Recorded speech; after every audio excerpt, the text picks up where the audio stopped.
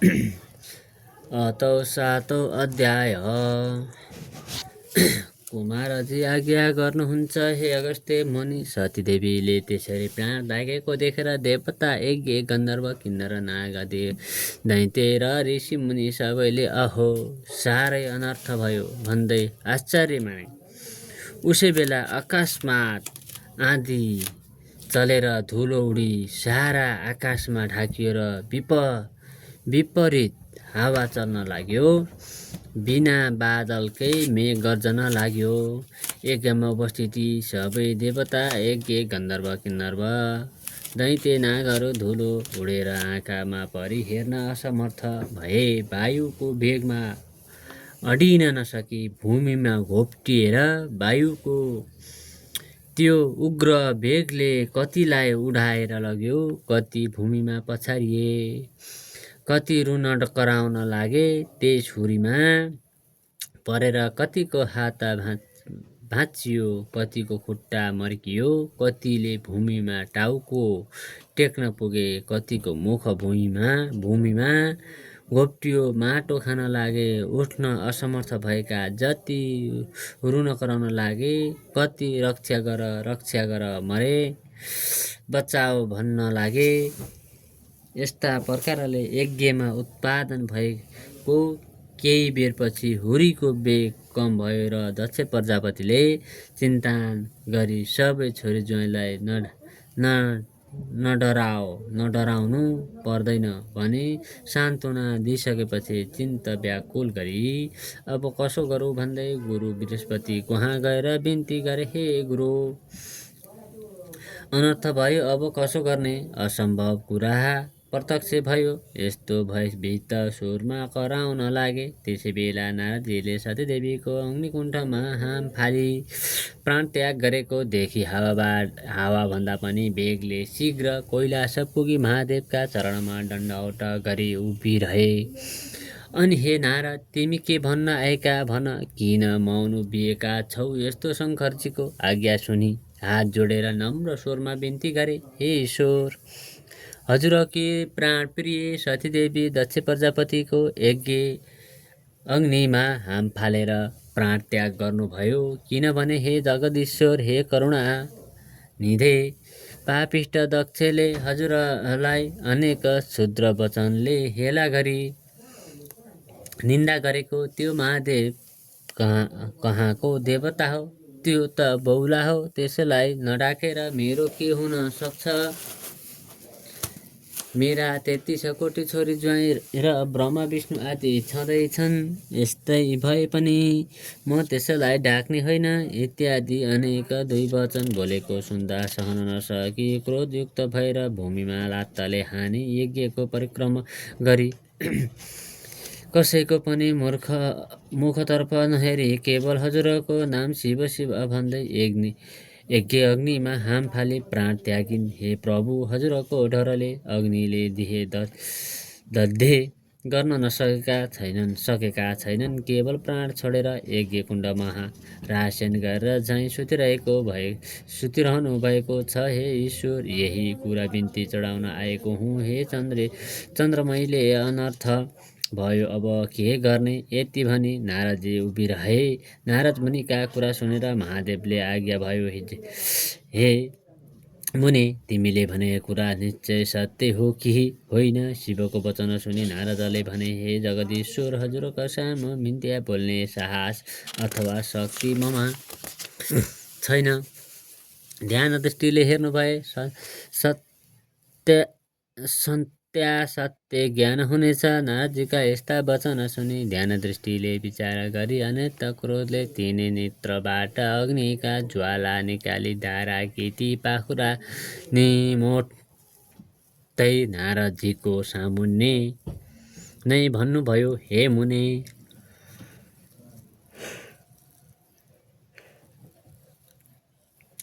33 कोटी देवताले रक्षा गरिरहेको पापिष्ट दक्षको विनाश नगरी छाड्ने छैन। अब तिमी आफ्नो आश्रममा जाऊ भनी बिदा दिनुभयो र नारदजी श्री महादेवलाई दण्डवत प्रणाम गरेर आफ्नो धाममा गए। नारदजी गएपछि शिवजीले सती देवीलाई झेर रिसले तिनै नेत्रबाट अग्निका जस्तै ज्वाला निकाली शिखाबाट एउटा जटा झिकेर भूमिमा पछारे त्यसबाट मेघ गर्जे जस्तै चर्को शब्द गरी भयङ्कर चतुर खष्टी योगिनी र भूत प्रेत पिशाच प्रथम गणले शहीद भएर महाकाली उत्पन्न भइन्। कस्ती महाकाली भने डरलाग्दो अनुहार भएकी लामा लामा दारा निस्केकी आकाश जस्तै पेट भएकी र बाघको छाला कम्मरमा भेरेकी झाँक्रो फिजेकी हातमा भयङ्कर खड्ग लिएकी कहिले हाँस्ने कहिले लामो जिब्रो निकाल्ने यस्ती महाकाली शिवजीको सामुन्ने उभि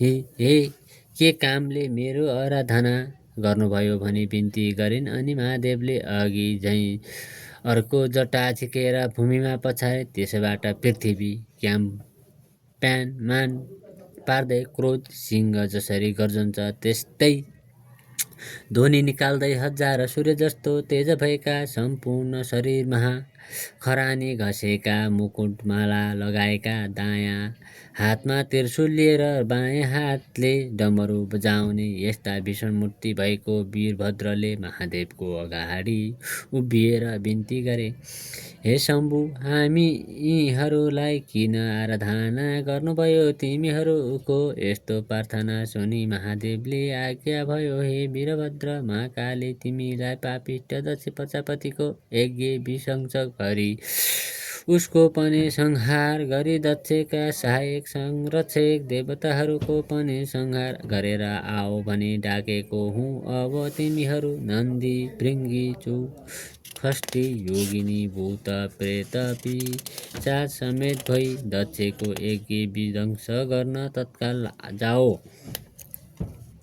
श्री महादेवको यस्तो आज्ञा सुनि नन्दी भृङ्गी भूत प्रेत योगिनी र पिशाच सहित भई मेघ गर्जे झैँ सिंहनाद गरी पृथ्वी कम्पित पारी साक्षात् यमराज प्राणीको नाश गर्न हिँडे झैँ क्रोधित भएर शिवको आज्ञा सिरोप गरी कैलाश पर्वतबाट हिँडी तिनीहरूको चालमाला देखेर पृथ्वीलाई थाभार थाम्न कठिन पर्यो र थर्क कापिन् सात समुद्र छलछलिए समस्त जीव त्राही भई दक्षको यज्ञमा पनि अनेक किसिमका उत्पात हुन लाग्यो। आकाशमा काग र गिद्ध मण्डलाकार गरी उड्ने कराउन थाले। स्यालहरू आँखा र मुखबाट आगोको ज्वाला निकाल्दै कराउन र दगुर्न लागे। रगतको वृष्टि भयो, विपरीत वायु चल्न आयो। यस्तो उत्पात हुन लागेको देखेर यज्ञ मण्डपमा बसेका सबै हाहाकार गर्दै यताउता भाग्न लागे। स्त्री बालक बुढाहरू भाग्न नसके भूमिमा घोप्टिए, रुन कराउन लागे। कोही अझ के हुने हो भनेर डराई त्राही हुन लागे। ठिक ऊ बेला शिवको आज्ञा पाए उत्तम भएका वीरभद्र र महाकाली नन्दी भृङ्गी आदि शिवका गण मेघ गर्जे जस्तो गर्जदै हात्तीको बथानमा सिंह पसे झैँ दक्षका यज्ञमा पुगेर दक्षद्वारा डाकिएका देवता यज्ञ गन्धर्व किन्नर नाग दैत्य गणसित परम्पर जुधे। त्यो देखेर दक्षका कन्याहरू देवकन्या नागकन्या ब्रह्मा ऋषिमुनि आदि सबै त्राही नारायण भन्दै रोइ कराई दक्ष दिशातिर भाग्न लागे। कोही भाग्नु नसकेर लडे, कसैको हातखुट्टा भाँचियो, कोही टाउको भरले पल्टने माटो खान लागे। कति मूर्छा परी असहाय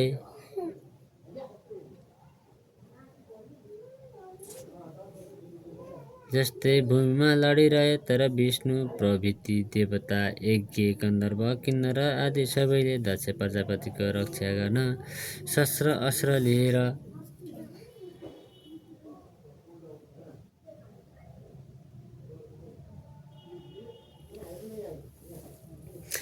वीरभद्र महाकाली माथि प्रहार गर्न लागे। यसरी परम्पर घमासान सङ्ग्राम भयो। इन्द्रादि देवताहरूले कुन अस्त्र प्रहार गरे भने इन्द्रास अन्याश्रय देवाश्रय वरुणाश्रय पाशुपतालश्रय ब्रह्माश्रय तमोर गदा खड्ग र मुसल नागपास आदिले वीरभद्र महाकाली र 64 योगिनी भूत प्रेत समर्थ गण र विषमजोर माथि प्रहार गरेर यस्ता त्रहले आफूमाथि सशस्त्र प्रहार गरेको देखेर वीरभद्रका गणहरूले पनि कठोर स्वरले गर्जेर दक्षका सैन्यभित्र पसी जति भेटे उतिको टाउको समाती निमुठी हात खुट्टा भाँची मुड्कीले रगत छदाई देवताहरूको संहार गरे।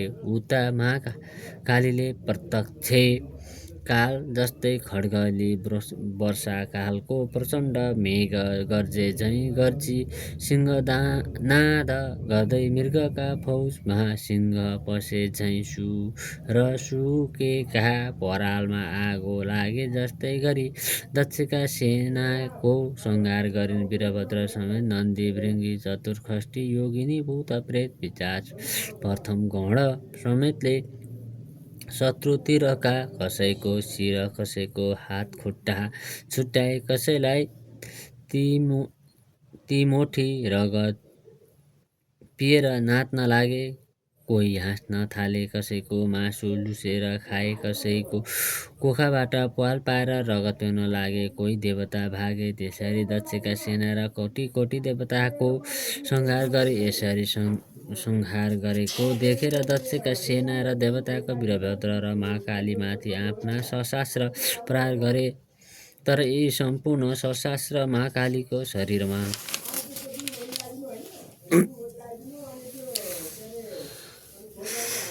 छुनसाथ आफै भस्म भएर जान्थे। फेरि शिव गण र महाकालीले दक्षका सैन्य र देवगण यज्ञमा आएका धेरै वीरहरू मारिदिए। विषम ज्वरोले पनि सबैको शरीरमा प्रवेश गरी अचेत पारिदिए। अनि वैकुण्ठका स्वामी श्री विष्णुले सम्पूर्ण देवता यज्ञ गन्धर्व किन्नर दैत्य नाग सहितका दक्षका सबै सेना अचेत भएका देखेर आफ्नो देवबाट शिर जोर उत्पन्न गरेर सबैलाई सचेत गराए। फेरि अनेक शास्त्र अस्त्र लिएर बत्तीमा पुतली गए झैँ वीरभद्र महाकाली आफू जाइलागे। वीरभद्रले पनि त्रिशूलले सिंहनाद गर्दै सुकेको खरमा आगो लगाए झैँ एक क्षणमै दक्षका अनेक सेनाहरू काटी मारिदिए।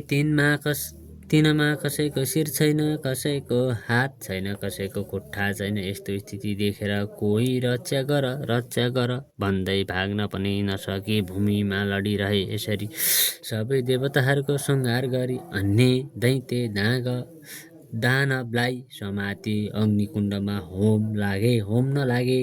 वीरभद्रले यसरी दक्षका सेना देवता यज्ञ दानव गन्धर्व किन्नरहरूको नाश पारी यज्ञ समेत ध्वस्त पारिदिएको हेर्न नसकी श्री विष्णुले राता आँखा पारी नागले चाहिँ निश्वास फेर्दै प्रलयकालको अग्नि जस्तै भई बायाँ हातले पाञ्चजन्य शङ्ख बजाई दाहिने हातले कुमोदकी गदा उठाई संहार कालका रुद्र जाइलागे जस्तै वीरभद्र सेनामाथि जाइलागे। त्यो देखेर देवता यज्ञ गन्धर्व किन्नर र नाग आदि सबै मिलेर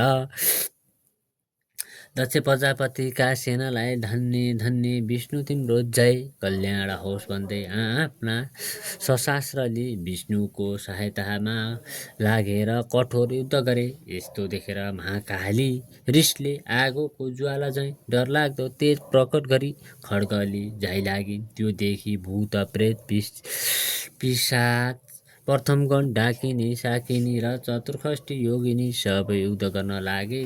जस्तै ठुलो हावा चल्नाले मेघ टुक्रा हुन्छ त्यस्तै दक्षका सेना देवता दैत्य गन्धर्व किन्नर नाग आदि दक्ष दिशामा भागे। तब विष्णुले निधक्कसित वीरभद्रको छातीमा कौमोदकी गदा प्रहार गरे। त्यो गदा वीरभद्रको छातीमा बज्र नगयो अनि ती मूर्छा परी भूमिमा ढले। फेरि विष्णुले नन्दी भृङ्गी चौखष्टी योगिनी भूत प्रेत पिशाच प्रथम गणका उपर शङ्खको चर्को शब्दका साथ सशास्त्र प्रहार गरे। त्यसरी विष्णुको प्रहारले कति लडी भूमिमा पल्टे, कति मूर्छा परे, कति भागे। त्यो देखेर दक्ष प्रजापतिका सेनाले धन्य धन्य विष्णु भनी स्तुति गर्न पुष्पवृष्टि पनि गरे। तब विष्णुले 5 जन्य शङ्ख बजाए। मूर्छा भइरहेका वीरभद्र महाकालीका कानमा देवता यज्ञ गन्धर्व किन्नर र दक्षका सेनाले सकुशल ध्वनि र धन्य विष्णु भनी स्तुति गरेको शब्द पार्यो र चेतना फर्क्यो। आफ्ना सैन्य कोही भूमिमा ढलेको, कोही भाग्न लागेको र कोही के कसो गरौँ भनी अन्योन्यमा परेको देखि अत्यन्त क्रोधित भई कालसिद्धि त्रिशूल ले विष्णुलाई लक्ष्य गरी वेगले प्रहार गरे। त्यो त्रिशूल विष्णुका छातीमा लाग्यो। त्यसको कष्ट सहन नसकी नवद्वारबाट रगतको धारा बगाए विष्णु मूर्छा परि ढले। उनी मूर्छित भएपछि वीरभद्रले प्रलयकालको मेघ चाहिँ गर्जन गरी दक्षका सेनामाथि धाइ लागे। आफ्ना गण समेत मिलेर कोटी कोटी देवताहरूको संहार गरे। वीरभद्र गर्जेको शब्द उनको गणहरू नन्दी भृङ्गी प्रथम गण समेतका कानमा पर्यो र बिउजी उभिए। हेर्दा रणभूमिमा विष्णु मूर्छा परेको र वीरभद्रले दक्ष सैन्य र देवताहरूको संहार गरेको देखेर धन्य धन्य वीरभद्र भनी आफ्ना सशस्त्र लिएर दक्षका सैन्यमाथि जाइ लागे। त्यसरी अन्य भयङ्कर युद्ध भयो। कस्तो युद्ध भने हे मुने महाकाली र वीरभद्रले र उनका सेना समेत जाइ लागे। अनि कसैको टुपी समातेर पछाडि खड्गले हानी मारे, कसैलाई मुड्कीले नै मारे। चौखष्टी योगिनीहरू पनि कतिलाई निमोठेर मारे, कसैको काखीमा प्वाल पारेर रगत पी मारे, कसैलाई पक्री अग्निकुण्डमा होमिदिए। यस्ता प्रकारले देवता यज्ञ गन्धर्व दैन्य किन्नरको नाश गरी वीरभद्रका सैन्य जय जय भनी कराएको शब्द मूर्छा परेका विष्णुको कानमा पर्यो र मूर्छाबाट उठेर हेर्दा वीरभद्र र महाकालीले यज्ञ विध्वंस पारी देवताहरू र दक्षका सैन्य समेत नाश गरेको देखि अत्यन्त क्रोधित भई राता राता आँखा पारेर हे पापिष्ट, आज तेरो नाश गरेर दक्षको यज्ञ पूर्ण पारी सबै देवता यज्ञ गन्धर्व नाग आदि सबैलाई सन्तोष दिनेछु। आज एकादश रुद्र तेरो सहायक भएर आए पनि रक्षा गर्न सक्ने छैनन्। सम्पूर्ण दुष्टको संहार गर्ने यो चक्र देखिस् भनी सुदर्शन चक्र देखाए। विष्णुले भनेको यस्तो क्षुद्र वचन सुनेर वीरभद्र रिसले चुर भई भन्दछन्, हे पापिष्ट विष्णु, सम्पूर्ण दुष्टको नाश गर्ने चक्र भनेर देखाइस्। तेरो पराक्रम माफिक यो चक्र मेरो उपर प्रहार गरेर हेर, मुखले भनेर मात्र केही हुन सक्दैन। त्यस्तो वीरभद्रको वचन सुनि विष्णु रिसाए वीरभद्रलाई ताकेर सुदर्शन चक्र प्रहार गर्यो। त्यो चक्र अनेक सूर्यको जस्तो तेज र प्रलयकालको गर्जे झैँ गर्जन गर्दै काल रुद्र नाश गर्न आए झैँ गरियो। यस्ता प्रकारले आएको यो चक्रलाई देखि नन्दी भृङ्गी भूत प्रेत चौखष्टी योगिनी प्रथम गण आदि शिवगण त्राही वीरभद्र महाकाली भई उनका नजिकै गए। यस्तो समुद्र मथनमा कालकुण्ठ विष निस्केर सबैलाई भस्म पार्न खोज्दा शिवले पान गर्नुभएको थियो। त्यस्तै त्यो चक्र आएको देखेर मुख बनाई दिनाले वीरभद्रको मुखमा पस्यो र निल्न तयार भएको देखि विष्णुले चाँडो गरी वीरभद्रका मुखबाट सुदर्शन चक्र झिकी त्यहाँबाट अन्तर्ध्यान भई वैकुण्ठ जाँदा भए। इति स्कन्धे केदारखण्डे माघमत्ने कुमार अगस्त्ये श्री स्वस्तानि परमेश्वराय व्रतकथाय दक्षे सेना वनं नामं षष्ठोम अध्याय 7 अध्याय।